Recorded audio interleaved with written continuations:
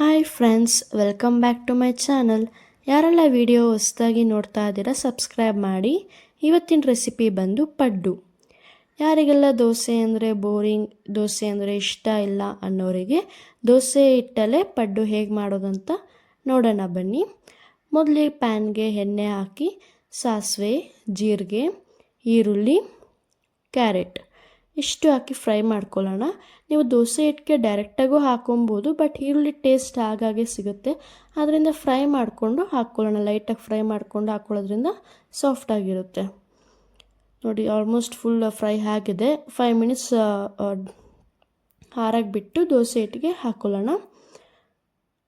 ದೋಸೆ ಹಿಟ್ಟು ಅಷ್ಟೇ ನೀರಾಗಿ ಕಲಿಸ್ಕೊಬೇಡಿ. ನೋಡಿ, ಈ ರೀತಿ ಗಟ್ಟಿ ಕಲಿಸ್ಕೊಳ್ಳಿ, ಆಗ ಪಡ್ಡು ಮಾಡೋಕ್ಕೆ ಈಸಿ ಆಗುತ್ತೆ. ಓಕೆ, ಈಗ ಪಡ್ಡು ಹಂಚನ್ನ ಗ್ರೀಸ್ ಮಾಡಿಕೊಂಡು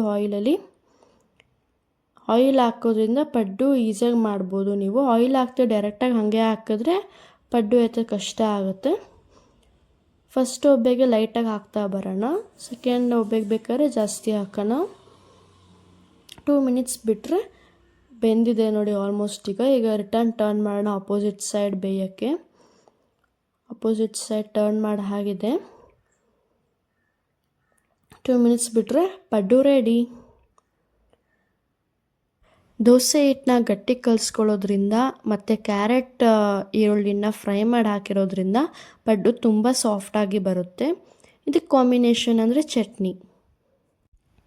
ಯಾರಿಗೆಲ್ಲ ದೋಸೆ ತಿಂದು ಬೋರ್ ಆಗಿದ್ರೆ ಈ ರೀತಿ ಪಡ್ಡನ್ನ ಟ್ರೈ ಮಾಡಿ ಹೇಗೆ ಬಂತು ಅಂತ ಕಮೆಂಟಲ್ಲಿ ತಿಳಿಸಿ.